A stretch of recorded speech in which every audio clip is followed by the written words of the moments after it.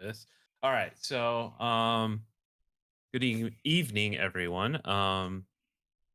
Apologize. I seem to be having trouble speaking today. My name's Josh. I'm Cujo. We got Dan. We got Alex. We've got Dave over there. I wanted to take a little bit of time this evening. Alex and I today were on a phone call with the a couple folks from the Drone Integration Office. Of the Um, FAA, right? Of the FAA, yeah. And, it was a really good call. We had one, last 2 weeks ago as well, and, um, it, we wanted to, through the course of the conversation, relay, kind of the perception that the FAA has with, recreational pilots, and, obviously, with the focus on FPV. Um but and kind of come up with some solutions where both the recreational community and the FAA could kind of work together. So, through the course of these conversations, we came back to a couple of key points. Is one that the FAA often comes across as kind of speaking down to the recreational community, that the messaging just doesn't jive with our community. That they seem to be like calling out drone pilots in particular, which can often lead to kind of divisiveness between the us drone guys and some fixed wing guys, and a blame game goes back and forth about why the regulations are happening, and it's our fault, it's so on and so forth, and we can go around in circles regarding this. But we even relayed some of their social media posts to them and said, this is the kind of messaging we're talking about, that says, this is kind of rough. And Yeah, it didn't even take so a week after our first meeting for them to have an example for us to send back to them. exactly. And so, and even more so to the point, that seems to come across in various channels, whether it's through social media, through videos, through Facebook posts, whatever the case may be. And one of our key points was, there's a general distrust of the FAA amongst the FPV community, and we need to work to resolve that. And um, one of the key points that we brought up was that we need to be more focused on getting out and meeting with the community, as opposed to going out to events in an enforcement capacity. Um, and we brought up that it would be really good to have somebody who from the FAA who could speak the language, who could go out and join in, and meet people on their field, as opposed to trying to enforce a bunch of rules and regulations and that kind of thing.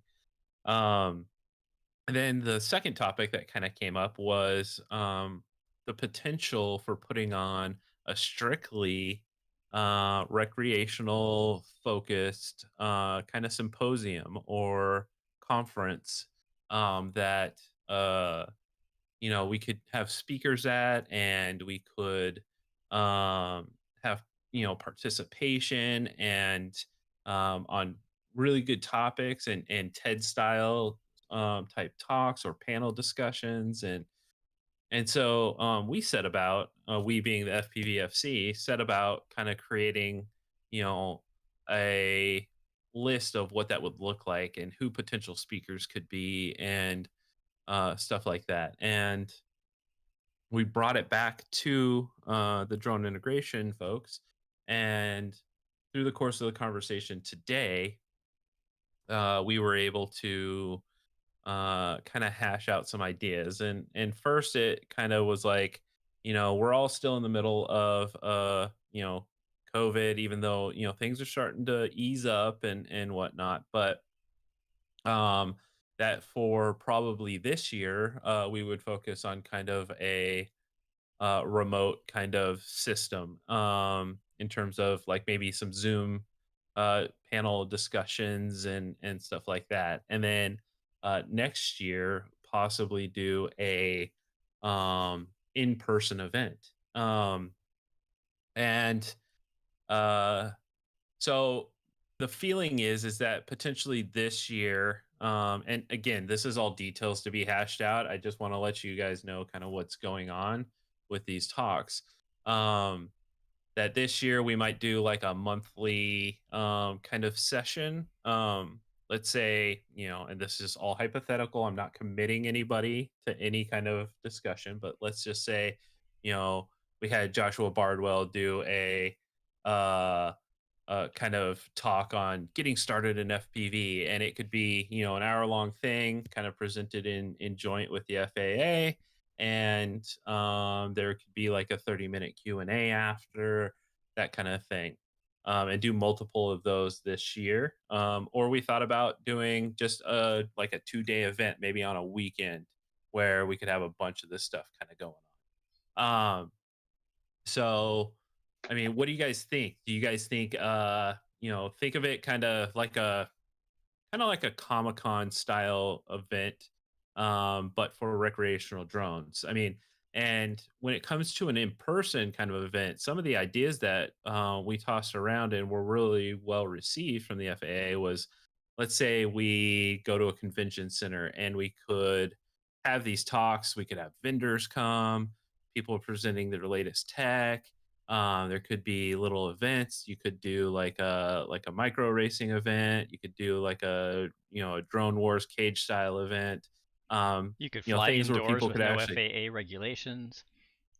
exactly. But even beyond that, and this is one of the things that we said is, you're gonna need some space for people to fly, and it needs to be held in a place where, even if we do indoor events, people are going to want to go out and fly. So you're going to have to communicate that with the locality.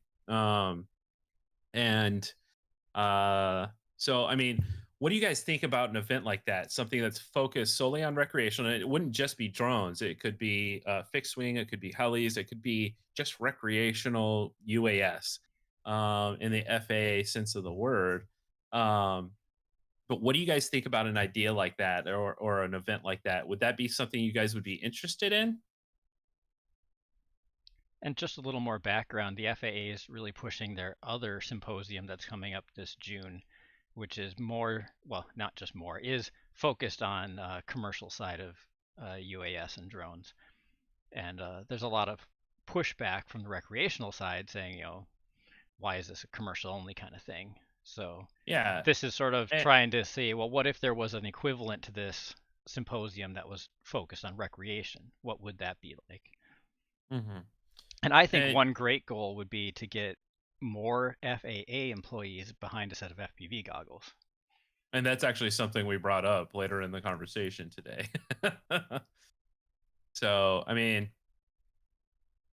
ultimately, it's about getting the FAA to understand what we are in terms of why we are pushing as hard as we are for, regulations that make sense and aren't intrusive, and so on and so forth. And, that we're not just a bunch of yahoos out in the middle of nowhere, trying to do our own thing and disrespect the rules or anything like that. I think it's a by working with the FAA on stuff like this, it's kind of a win-win scenario. I think they get a better understanding as an organization or as a regulatory body, what we are, and we get a potential for better outcomes out of what they are trying to implement, if that makes sense. And one of the guys on the call today,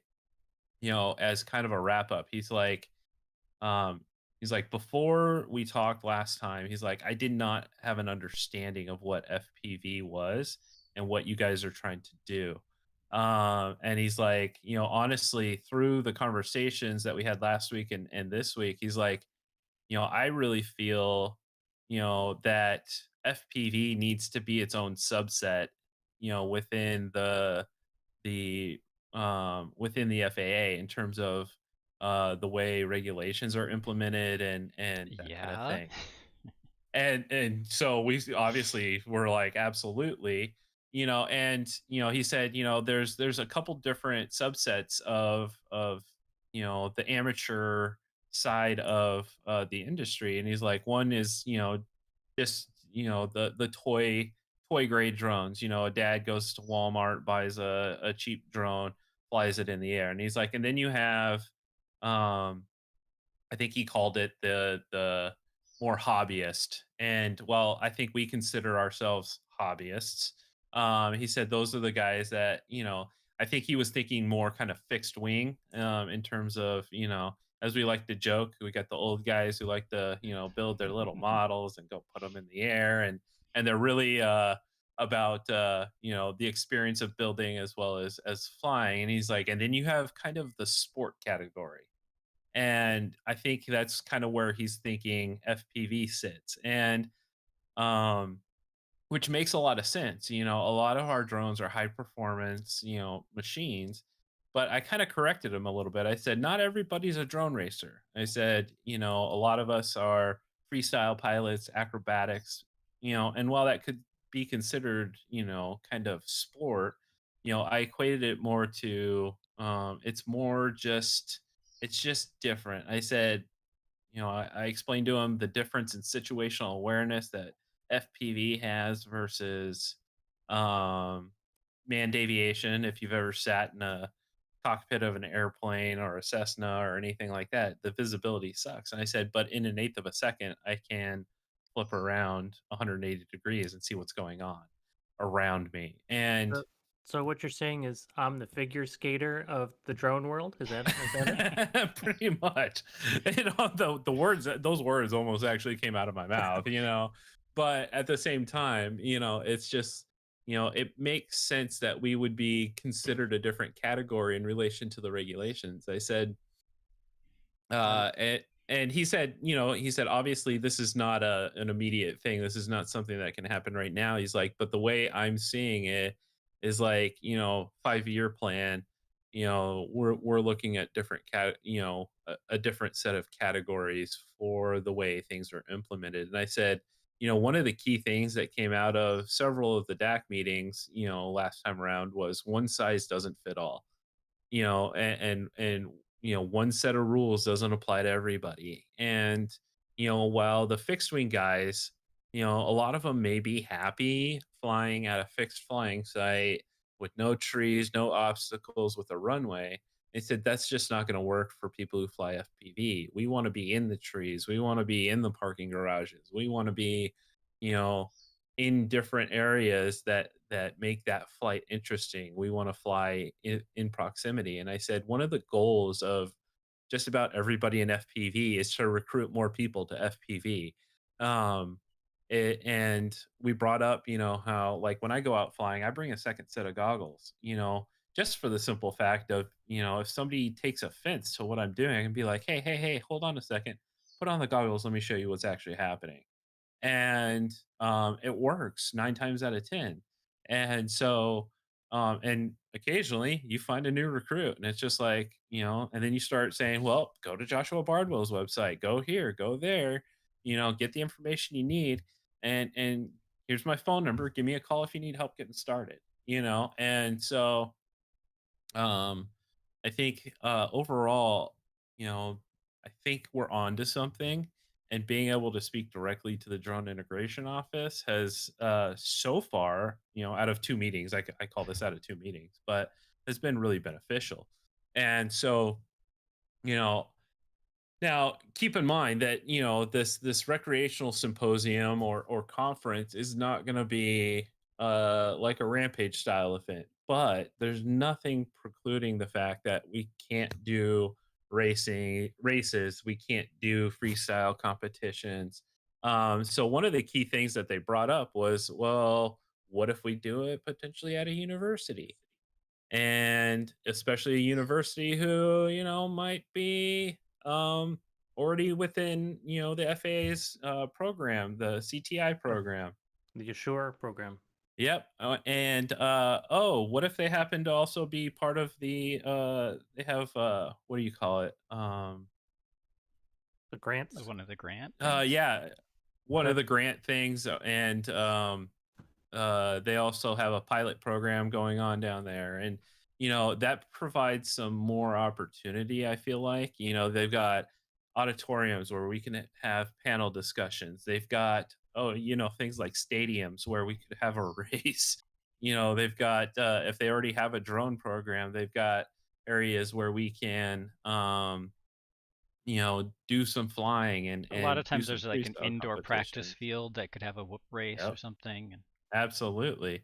So, um, you know, this is kind of where the conversation evolved today, and I think it's evolving in the right direction. But, one of the you know, challenges I see is how do we do this in a way that it's a positive experience for everybody, and it doesn't turn into people going there just to complain to the FAA, but well, an actual absolutely, and open communication between everybody. that's kind of that's something that needs to be explored further. But I think the whole point is that during this event, while it's part FAA, part everybody else who's involved.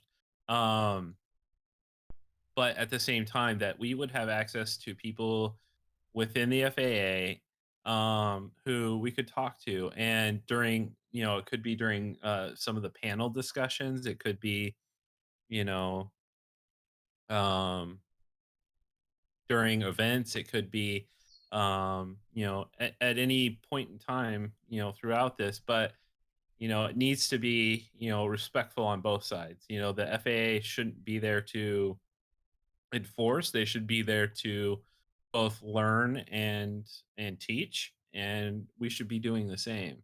Um, but even beyond that, we want to make it an event that people want to go to, and we don't want to make it expensive. You know, um, so, one of the things that we talked about is the symposium for, that maybe the virtual symposium that might happen this year. It's not about, you know, making money. It's not about charging anything for it. It could just be a series of webinars over the next few months, or it could be 2 days of them. That remains to be seen where we go with that. But, kind of think about later this year, or October-ish, September-ish. Um, what you would like to see. We've got some ideas, and as this develops further, I'll release that. Um, And but if folks pick this up on YouTube, where do you want to see comments, Josh? On the comment in the YouTube, or to you via? Absolutely. Like YouTube, drop them in the Discord. Anywhere. Those are the two main ones that I'd like to see them. Just hit me up with a comment. What you'd like to see. What would draw you to an event like this? A couple of the things that we'd like to see is obviously events for people. Stuff for people to do. We'd like to see vendors who could show off. I mean, this could be kind of like a drone CES, right? An FPV fixed wing CES where the new technology gets released at these events, or stuff like that. Um, that's long term. Like I'm a long term thinker, so what this develops into could be pretty cool. And then panel discussions and talks on could be something as simple as how drones um help with disabilities and PTSD and anxiety, or a talk on how how to get started in FPV, a talk on what was some of the other ideas I had. Sorry, I don't have the document pulled I up at just the want to see a moment. session on like take an FPV employee for a ride day kind of thing. Yeah, I mean, even that would be interesting, right? Find um an FAA buddy and go give him a tour of something. or even more so, like how to move from a recreational side of the industry to becoming a drone professional. And one of the things that is key for the FAA to understand, and a point that I continue to hammer home with these guys when I talk to them, who, by the way, are very nice people. They're excellent. They really want to hear the feedback. But you know, the recreational pilots are the next, commercial pilots. They're the next manned aviation pilots. They're the next, cell phone tower, inspectors and bridge inspectors and agricultural, analysts and so on and so forth, surveyors. There are a ton of uses for drones, and it's not going away, and it's not getting smaller. Um, and they understand that, and I think we just need them to understand how big recreational is in comparison to commercial, so that we can kind of, not so much take the focus off commercial, but bring some of the focus back on recreational and developing that community with respect to the FAA as well as with respect to the regulations. Do we have And some so, new numbers that we can share? Alex, you got those numbers? From the recreational or from the registration numbers? Mm-hmm. Is that public Yes. information? Well, yeah, it is public. So Here, let me put it. I don't have it on my computer, so I'll here, I'll put it pull it in out of the Discord real general quick. chat. Yeah, Um, popping it's it in just general and is it's a good too. phone picture, so not the best quality either. So I just put that in the general, and so that shows currently there are 73,000 drones registered, which is down from the 1.7 million, probably because most people either decided they didn't want to renew their registration or they didn't know it expired, because 3 years is a weird time limit. Haven't seen that Mhm. anywhere else before. Um, Commercial is up. It used to be, well, it's down from the number that they had previously, but from previous published numbers, it's also up. So 365 commercial drones registered. So that doesn't mean pilots, it means drones because uh, commercially you have to register each drone individually. Recreational, there are 500,000. And that's down from 1.2 million. And recreational only has to register once, and that works for every drone. So that's That's just individual number of pilots. pilots. So Yeah. definitely, if you're looking at Um, these numbers, they're heavily favored in the recreational side. Not to mention however many recreational pilots are not registered at all versus the commercial pilots are more likely to be registered. hmm, Yeah, and I think, some of the issues here are, with the rollout of the FAA reauthorization, the remote ID, and these, key topics. I think a lot of people did not re-register that, and I'm not saying whether you should or you shouldn't. I mean, really, if you want to be by the law, you want to, or by the regulations, you want to register. But I think a lot of people just didn't re-up, I and definitely it saw could, that on the social media side. Lots of people talking about not registering. yeah, and I mean, guys, it's not um expensive. It's $5 for 3 years. And I think one of the other key things that we kind of won in the remote ID was that registration process staying the way it was. Because originally with remote ID, they wanted to make recreational register every drone like commercial does. Hmm. And we came back and it was like, no, that's just not going to work because most pilots have, I think I've got 12 or 15 sitting in the garage right now. I'm not paying, however much money per drone, $5 per drone.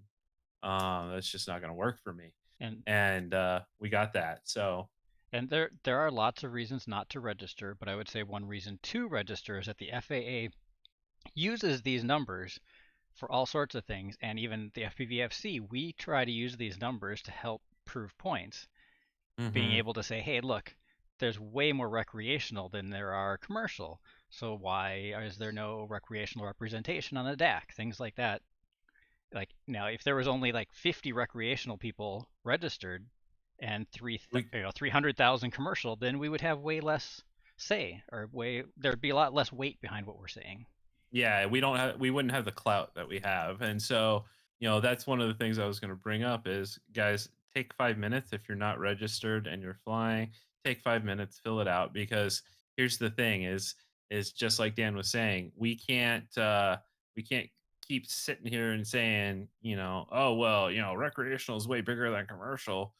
We know it is, but we need, for us to be able to prove that point, we need the data point. And I hate to say that 100,000 of you drone pilots out there need to pay $5 to the FAA for a data point, but it goes a long way in being able to say, hey, there are in reality 1.2 million recreational pilots, and 250,000 plus of those are FPV pilots. And that goes a long way to say, hey, we really do need our own rule set, right? We do really need our own subset of the regulations, so that we can do what we want to do, um, with less red tape, essentially. And so, to anybody listening out there, if there's anything I've got to say about it is, help us out with the data point, because that goes a long way. And we as an organization, we are very data driven, and it helps us drive the points that we drive, with the FAA, especially in with stuff like what happened with remote ID.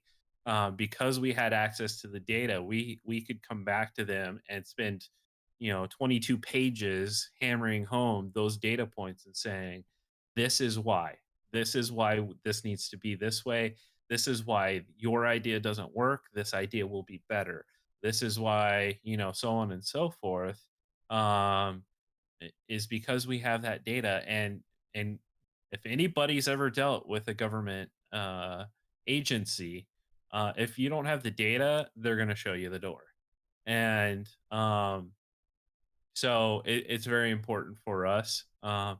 And while I respect everybody's decision to do what they do, at the same time, whatever you can do to help us out with that, goes a long way for us. So, please let me know what you think about this symposium idea, this conference. I want it to be something that makes sense for our community, and really kind of drives some engagement with the FAA, where maybe you as a personal pilot can get some one-on-one time with an FAA person. Maybe you can show them what FPV is. Um, Maybe you can be that guy that really opens their eyes to this. And I feel like we're making some headway with the Drone Integration Office, at the FAA, and I feel like it's going to lead to some good places for our community. So, um, it was like I said, they're very nice people.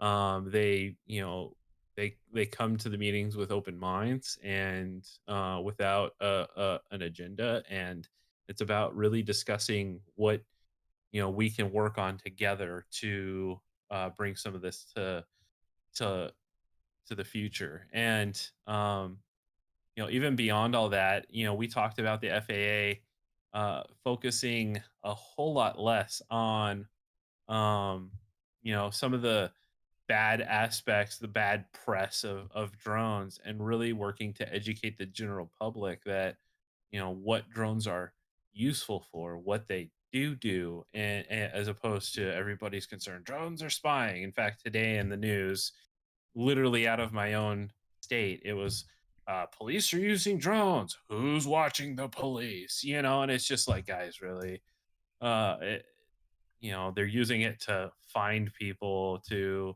you know help with search and rescue, to look at fires, to sometimes track down criminals. But at the same time, like, let's not fearmonger about something so innocuous as a flying piece of plastic or carbon. It's just everybody's losing But their that mind doesn't over get stupid clicks on their stuff. websites.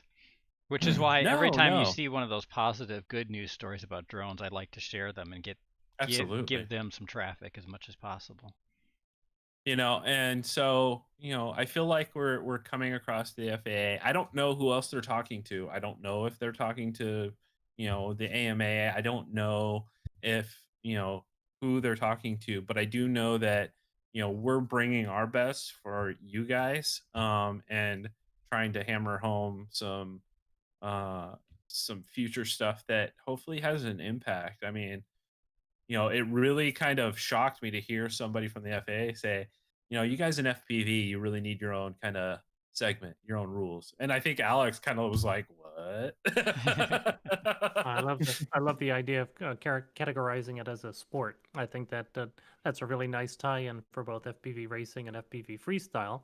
And the Hmm. one that while you were talking, I thought about it also, as it's a nice tie-in for beyond visual line of sight research, because Yes. I think that beyond visual line of sight hyphen research is the one way that we'll be able to do recreational BVLOS, because Hmm.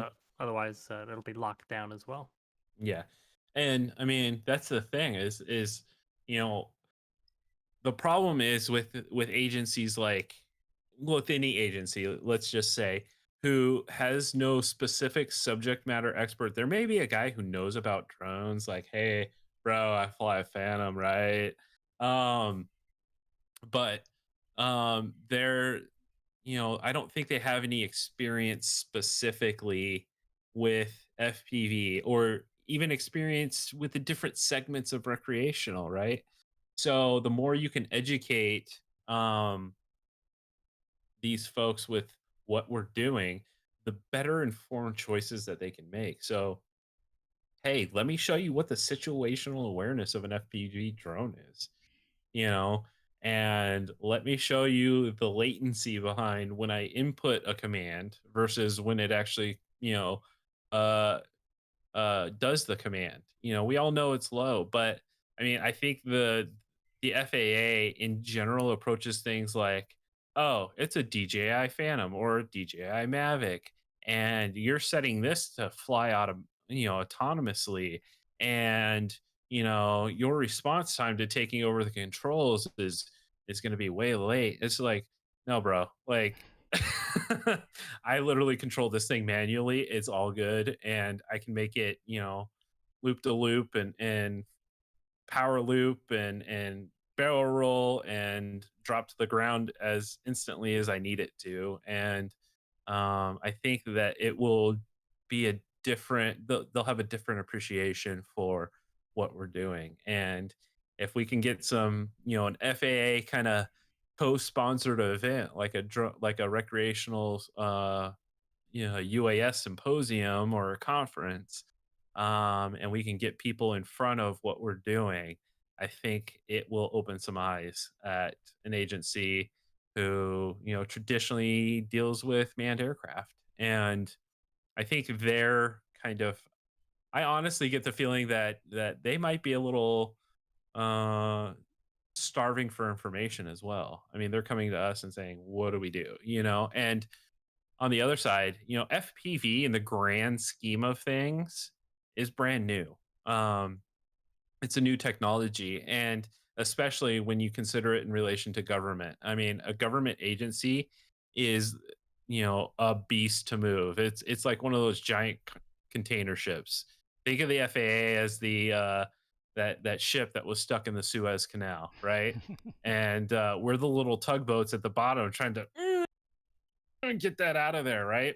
That was stuck. So FPV is brand new, and it's I don't think anymore I'm gonna say that it's niche, but it is small and growing in relation to something like manned aviation, and even more so, traditional modeling, right? The AMA has had decades to kind of build up what modeling is, aircraft modeling. Yeah, 8 decades, so 80 years, right?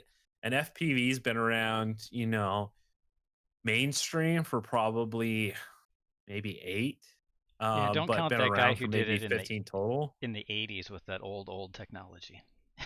Right. But I mean, even considering, right?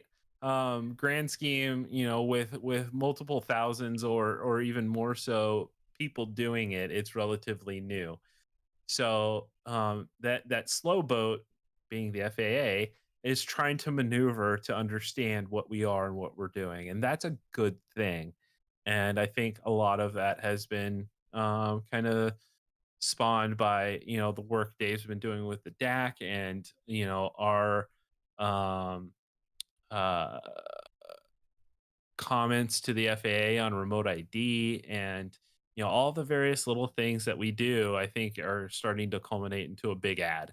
And so Yeah, and it definitely seems like the FAA is lacking on experience with FPV and even recreational UAS in general, mhm. and and short of having them hire more people who have that experience, trying to get their current employees at least a little bit more aware of what's going on in the world would really help. Yeah.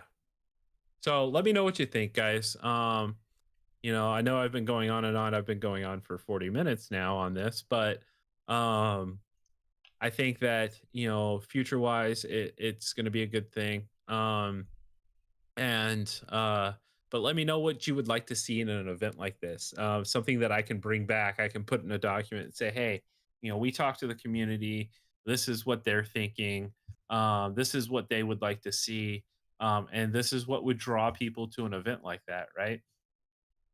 Because ultimately, what the FAA is looking for is they want participation, right? They want people. If we're going to have the event, we want it to draw people in, so that maybe this is where we talk about we have open discussions about regulations and what's coming down the pipeline, and rule makings and so on and so forth. It gives them a place to engage with our community directly, um, with this type of stuff, and it gives us the opportunity to engage with them and say, "Hey, this is the new thing. Let's come check this out. Hey, this is digital FPV.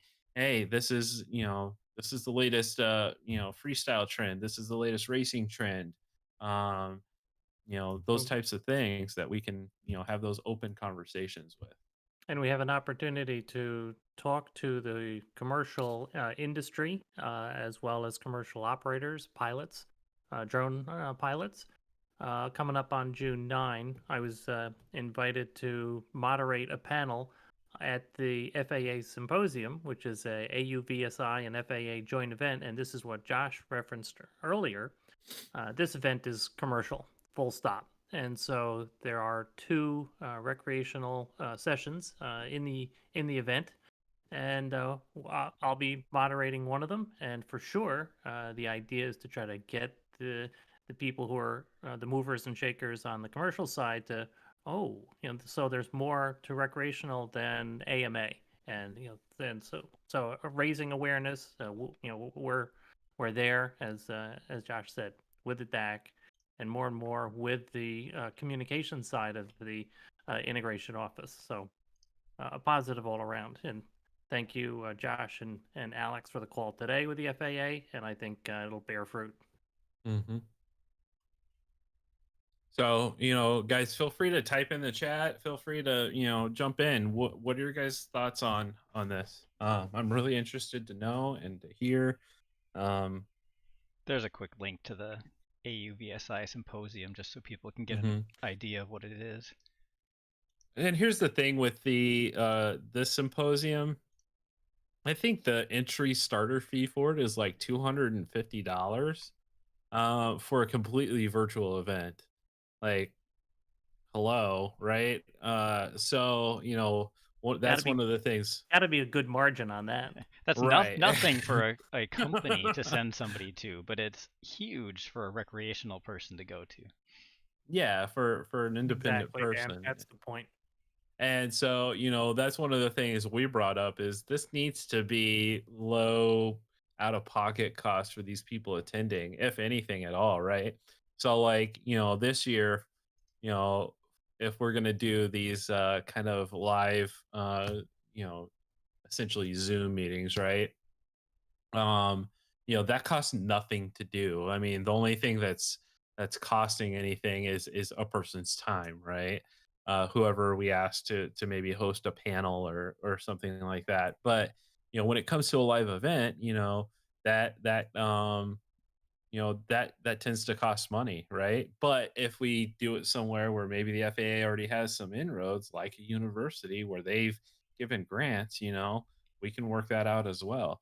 That makes a whole lot of sense in terms of being able to use their facilities and whatnot, and especially if we do it in like a spring summertime, maybe like right after you know uh School gets uh out.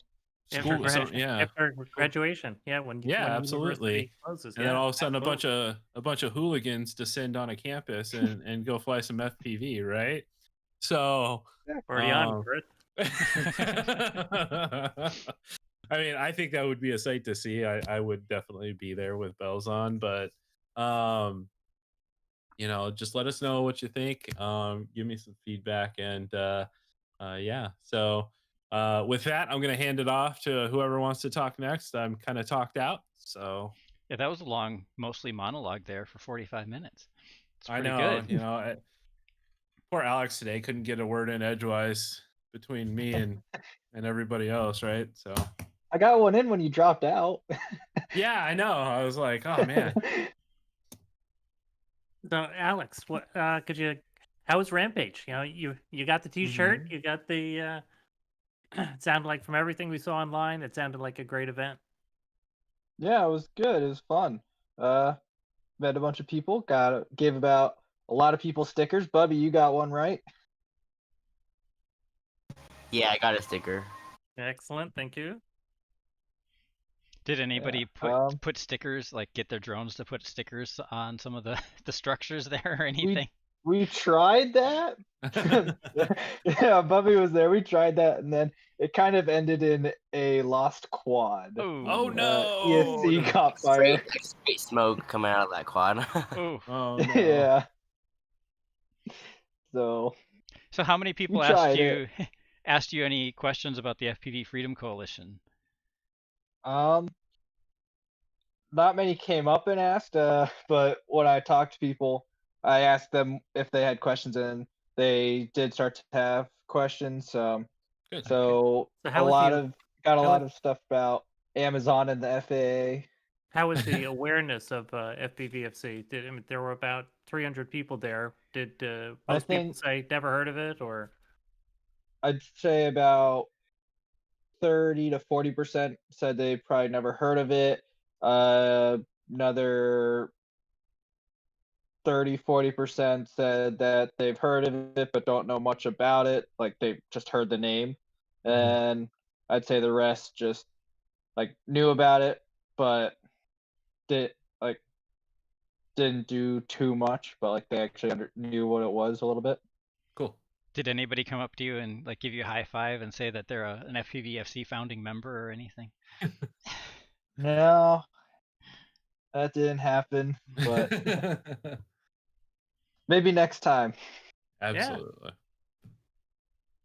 Okay, well, good. It sounds like a fun event. The videos that we saw, the still shots, it sounded great.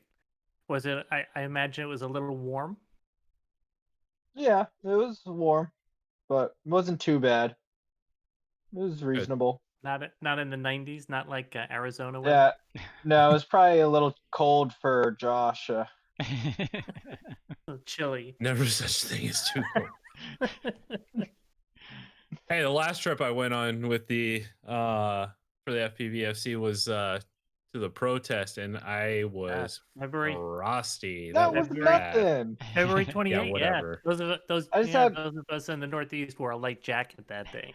yeah. Shell, That no was yeah, nothing. no lining. It I didn't was even have a windy jacket and on. cold. Yeah, whatever, Alex. Whatever. I had a t-shirt and a base layer underneath. Yeah, come to Arizona and then figure it out. Oh, it's not hot. It's not hot at all. No, I'd say it would be very hot. So the next DAC meeting does look like it will be June 23. That's and so we had some confusion on the dates because we were asked to pull in the delivery of various presentations and write-ups so we can get them done. and so that the FAA folks can focus on their own symposium with the AUVSI on June 9 and 10. So that's happening.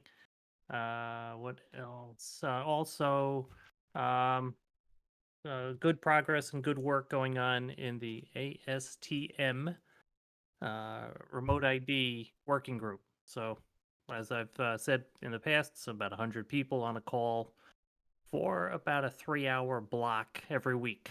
3 separate meetings, and incredible people, and they're all donating their time. And these are engineers, senior engineers, engineering managers, C-level management from companies the likes of Skydio, DJI, Parrot, Autel, and then Manned Aviation as well. So watch this space.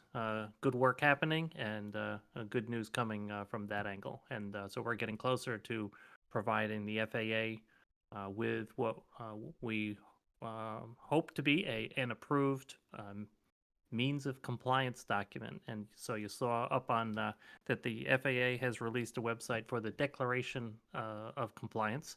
So anyone manufacturing a broadcast module or a standard remote ID UAS will hopefully their lives will be a lot easier, simpler at least, when we have an ASTM means of compliance that is approved by the FAA. So that's still targeting this summer. It's probably July, August, would be my bet. And that comes from a month to, you have to let the bits gestate.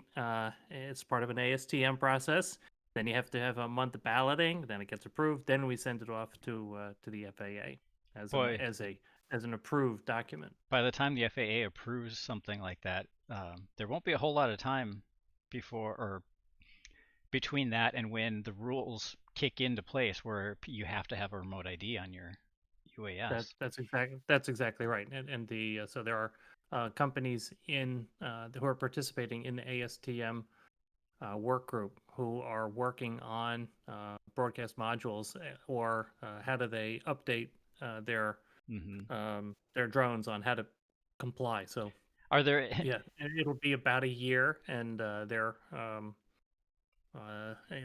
it's probably going to be a little less than 1 year, and that's for anyone who has released hardware with associated firmware. That's a tight schedule. Does it feel like there are any companies in the ASTM standard who are like already built something and are trying to guide the standard towards what they've built so that they're like first to market on it?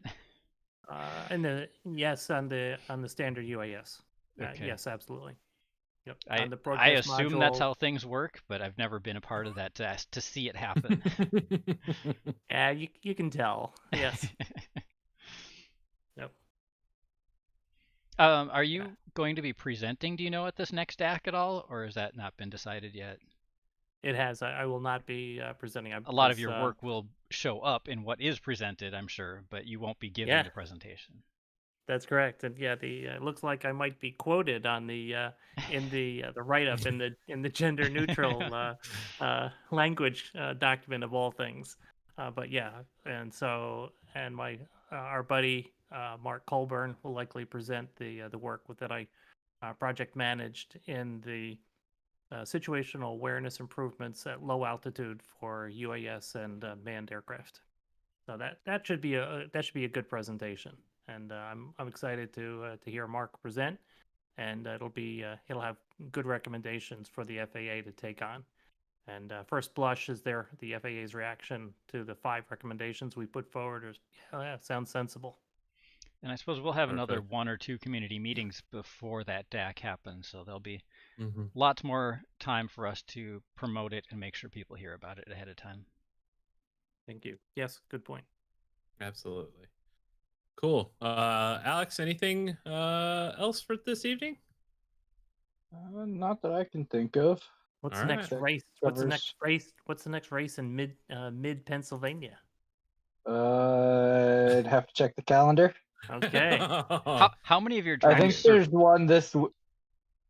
one this weekend, but I can't make it. I have a different thing I'm going to. I should have asked earlier, how many did you fly much at Rampage, and how many of your drones are still flyable? I think there were 2 that came back flyable of the 5 that I brought. Oh, hey. So you've got some work to do before your next race. I've been doing some work. That's funny. Perfect. Broke Awesome. 3 arms. So either you didn't get to fly much, or you crashed a lot, Or both. or both. You A, didn't B, fly not very A, much not because B, you not- crashed so much. That's funny. Perfect. Oh, All that right, sounds like- guys. Sounds fun. Well, with that, thank you for listening to my monologue. Hopefully, I have high hopes that this will go really well for us. And we're going to continue this relationship that we have built with the Drone Integration Office. I think it's a good deal overall. And We but should even beyond that, we should probably also mention it is a reoccurring meeting that we have with them every yes, every month, was it? And every 2 weeks. Every 2 weeks. And so if anybody has anything that they think we should bring up to them, definitely send it our way. Yeah. It's we want to be able to, speak to them for the community. That's not to say that you can't speak for yourselves, but oftentimes it helps to have the ear of somebody. And through I think a lot of the work that Dave has done, he's done a great job with building us relationships with the FAA and some of these organizations around the country that participate in the DAC and participate in the ASTM standard, and through those relationships, both manned and unmanned organizations, we've developed quite a few allies, and being able to have those in our repertoire of tactics definitely helps. So, um, and I think overall we want to add the FAA as one of our allies as opposed to being in combat with them. I think overall, if we can, come to a consensus on what FPV is and what we do, and have a subset of rules that are specifically for us that absolutely make sense and aren't intrusive and aren't onerous, and I think it'll be for the better. So, at any rate, I feel like what we've worked on up over the past couple of years is becoming a little more solid at this point, and I really do appreciate everybody's feedback. Hit me up, let me know if you've got something for me, or Dave or Alex or Dan. We're all participating in these meetings as we're available. So just let us know if you've got something that you want us to kind of talk about, or even just you want to throw something off the wall, and we're here to listen, and we're here to help. So with that, I will say good night, and thank you everybody for joining in. We do appreciate having you guys here. And bring your friend next time. We'll be doing this in 2 weeks from today. So with that, have a great night, and we'll talk to you guys later. See ya. Take care. Ciao.